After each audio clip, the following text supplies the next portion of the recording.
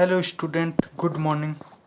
मैं Anjan Bhoi, guest lecturer, department of botany, government MVPG college Mahasamund. आज हम लोग पढ़ेंगे प्लांट के ग्रोथ एंड डेवलपमेंट से टॉपिक। ग्रोथ और डेवलपमेंट, जैसे कि कोई भी प्लांट को कोई भी सीड से लेकर एक कंप्लीट प्लांटलेट बनाने के लिए ग्रोथ एवं डेवलपमेंट के लिए ऐसे कौन कौन से फैक्टर हैं जो इम्पोर्टेंट रोल प्ले करते हैं। तो हम लोग सबसे पहले देखेंगे ग्रोथ एंड डेवलपमेंट। प्लांट की ग्रोथ एंड डेवलपमेंट के लिए न्यूट्रिएंट के अलावा हार्मोन्स का भी इम्पोर्टेंट रोल होता है। हार्मोन्स जो कि बहुत ही इम्पोर्टेंट है प्लांट के डेवलपमेंट के लिए हो चाहे वो एनिमल के डेवलपमेंट के लिए हो। हार्मोन्स जो कि उनके इंटरनल ग्रोथ के लिए एसेंशियल फैक्टर के रूप में कार्य करता है। तो हम लोग देखते हैं हार्मोन्स के जो बायोसिंथेसिस किस टाइप से होता है। हार्मोन्स का जो बायोसिंथेसिस है वो प्रोसेस किस प्रकार से होता है। तो इसमें देखते हैं amino acid derivatives. Amino acid से जो व्युत्पन्न है वो ऑक्सिन है और इथिलीन हार्मोन्स है। साथ ही साथ अपन देखते हैं आइसोप्रिनोइड पाथवे। आइसोप्रिनोइड पाथवे से कौन कौन से हार्मोन्स आते हैं इसके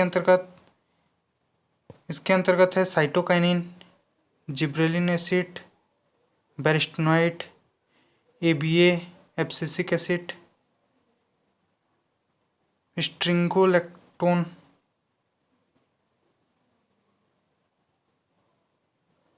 अब देखते हैं इसके अंतर्गत next alpha linolenic acid pathway, jasmonic acid इसके अंतर्गत आता है। तो ये तो उसका हार्मोन्स का बायोसिंथेसिस था कि किस टाइप से हार्मोन्स का बायोसिंथेसिस। मुख्य रूप से हम लोग हार्मोन्स की बात करते हैं तो हार्मोन्स के अंतर्गत कौन कौन से आ जाएंगे, auxin, ethylene hormone, cytokinin, gibberellic acid, brassinosteroid, abscisic acid, ये सब भी आ जाते हैं, जैस्मोनिक एसिड, ये सब। तो हम लोग सबसे पहले देखते हैं सर्वप्रथम ऑक्सिन हार्मोन। जैसे कि आप सभी को पता है कि ऑक्सिन हार्मोन्स ये मुख्य रूप से पौधों की वृद्धि एवं डेवलपमेंट के लिए मोस्ट इम्पॉर्टेंट रोल प्ले करता है। ऑक्सिन हार्मोन प्रमुख ग्रोथ हार्मोन्स के रूप में जाना जाता है और ये फ्लावरिंग प्रोसेस के लिए इम्पोर्टेंट रोल प्ले करता है। अब देखते हैं हिस्ट्री की बात की जाए तो चार्ल्स डार्विन फोटोप्रोडिज्म इन फेलेरेसिस कैनेरेंसिस नामक ग्रास में इन्होंने क्या किया था, सबसे पहले ऑक्सिन का डिस्कवर किया था। दूसरा F.W. वेंट, एक जो साइंटिस्ट थे, F.W. वेंट एक साइंटिस्ट थे। इन्होंने ट्रॉपिज्म इन एवेना कोलेप्टाइल में ट्रॉपिज्म के बारे में इन्होंने स्टडी किया था। अब देखते हैं ऑक्सिन की बात, एक तो नेचुरल और दूसरा सिंथेटिक ऑक्सिन। नेचुरल की बात की जाए तो इसके अंतर्गत इसका फार्मूला कार्बोक्सिलिक ग्रुप इसमें जुड़ा रहता है, साथ साथ एमीन।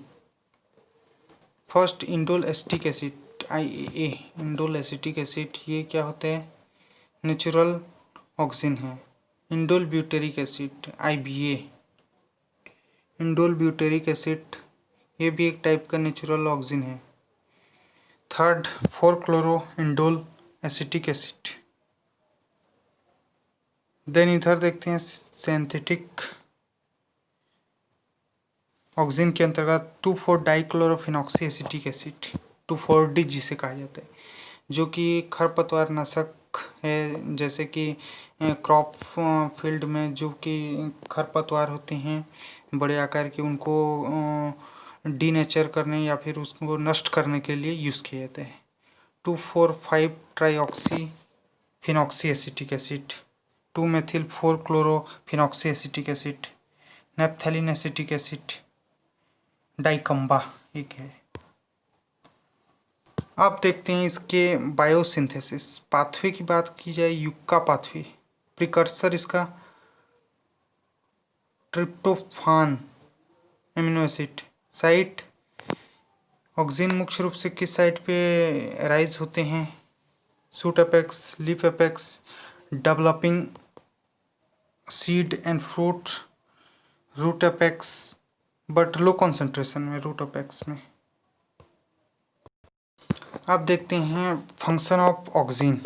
ऑक्सीन की फंक्शन देखते हैं तो cell elongation cell elongation means कोई भी प्लांट ऑर्गेनिज्म है उसके जो सेल्स हैं उसके कोई भी पार्ट है उसमें इलोंगेट होना, है ना, दीर्घीकरण, कोई भी कोशिका का दीर्घीकरण होना इम्पोर्टेंट वर्क है इसका, cell elongation. Then second apical dominant. Apical dominant means क्या होते हैं? ऑक्सीन। ऑक्सीन में जैसे कि एपिकल पोर्शन को अगर यहाँ से जैसे कि दिखाया जा रहा है, यहाँ से अगर मैं इसको कट करके इसको अलग कर देता हूँ, ठीक है, इसको मैं कट करके अलग कर देता हूँ, तो यहाँ का जो हार्मोन्स है, यहाँ का जो हार्मोन्स है वो डायरेक्ट मॉडिफाई होके यहाँ पे आ जाते हैं, है ना। तो ये डोमिनेंट, यहाँ का जो हार्मोन यहाँ डोमिनेंट हो जाएगा। तो यहाँ से इस टाइप से प्रूनिंग अगर इसको कटिंग किया जाता है तो इधर ये डेंस हो जाएगा, इधर का जो सेल्स है वो काफ़ी मात्रा में इसमें ऑक्सीजन यहाँ पे फ्लो हो जाएगा। ऊपर अगर नहीं जा पाएगा तो इधर आएगा साइड में, तो इस टाइप से ग्रोथ रेट क्या हो जाएगा, इधर का जो सेल्स है यहाँ हाई हो जाएगा, ठीक है। ये एपिकल डोमिनेंस है। अब देखते हैं थर्ड है ट्रोपिज्म। रूट के कोलोम्यूला में स्पेसिफिक सेल्स पर एमाइलोप्लास्ट पाई जाती है जिसे स्टेटोलिथ कहते हैं, स्टोलिथ सेल्स कहते हैं, जो कि ग्रेविटी सेंसर की तरह कार्य करते हैं, ग्रेविटी सेंसर की तरह कार्य करते हैं, है ना। एमाइलोप्लास्ट यहाँ पे पाई जाता है, ये एपिकल पार्ट पोर्शन में रूट के यहाँ पे एमाइलोप्लास्ट पाई जो कि ग्रेविटी सेंसर होता है, ठीक है। जहाँ पर ये स्टेटोसाइट पाई जाती है वहाँ ऑक्सीजन कंसंट्रेशन ज़्यादा पहुँचती है जिससे निचले साइड की ग्रोथ रुक जाती है तथा रूट बेंड हो जाती है। यह प्रोसेस ट्रोपिज्म कहलाता है। यहाँ ग्रोथ ज़्यादा हो जाएगा ऑक्सीजन की मात्रा, तो यहाँ ग्रोथ रुक जाएगी, आगे नहीं बढ़ेगा, क्योंकि ये क्या हो जाता है, ये रूट की क्या हो जा रहा है, बेंडिंग हो जा रही है, ठीक है। ये ट्रोपिज्म रिएक्शन शो कर रहा है, यानी कि यहाँ ग्रेविटी सेंसर काम कर रहा है, ग्रेविटी सेंसर काम करेगा, स्टेटोसाइट पाई जा रही, ठीक है।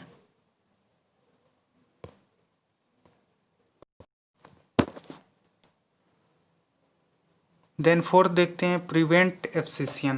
प्रिवेंट एब्सिशन का मतलब ये है कि जो विल्गन है उसको रोकना, है ना। ऑक्सीजन हार्मोन जितना ज़्यादा होगा एब्सिशन उतना कम होगा, ठीक है। 5 देखते हैं प्रमोट फ्लावरिंग इन पाइनएप्पल। पाइनएप्पल में क्या होता है, फ्लावरिंग की प्रोसेस को प्रमोट करता है, ठीक है। पाइनएप्पल में फ्लावरिंग की प्रोसेस को प्रमोट करते हैं।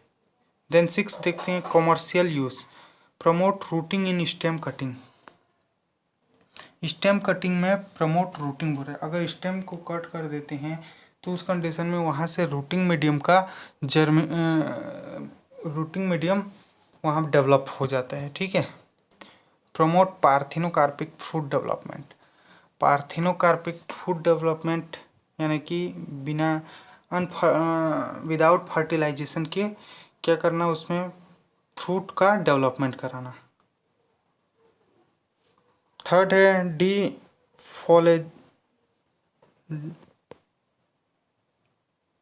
डिफोलाइजिंग एजेंट। यह डाइकॉट वीट के लिए डिफोलाइजिंग एजेंट की तरह कार्य करता है, जबकि मोनोकॉट आसानी से मेटाबॉलिक कर लेते हैं, जिससे कि मोनोकॉट पर कोई असर नहीं होता। यानी कि मोनोकॉट पर कोई यहाँ पे इफेक्ट नहीं होता, चूँकि डाइकॉट के लिए ही यह क्या होता है, डिफोलाइजिंग एजेंट की तरह कार्य करता है। स्ट्रॉबेरी में इजली स्टेज में सीड अबॉर्ट हो जाते हैं, अर्ली स्टेज में, जिससे ऑक्सीजन सप्लाई भी खत्म हो जाती है। इसलिए फ्रूट की साइज बड़ा करने के लिए ऑक्सीजन स्प्रे किया जाता है। स्ट्रॉबेरी में अर्ली स्टेज में क्या होता है, सीड अबॉर्ट हो जाती है, यानी कि छोटे हो जाते हैं।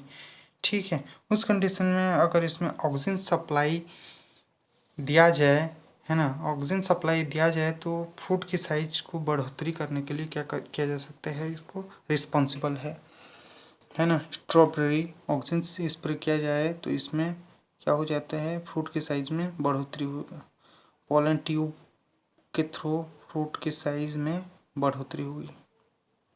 फ्रूट फॉर्मेशन के लिए पोलन ट्यूब, फ्रूट सेक तथा एंडोस्पर्म से ऑक्सीजन सप्लाई होता है। फ्रूट फॉर्मेशन के लिए पोलन ट्यूब आधार क्या है, ऑक्सीजन सप्लाई के लिए पोलन ट्यूब, और फ्रूट एंडोस्पर्म से ऑक्सीजन का सप्लाई होता है।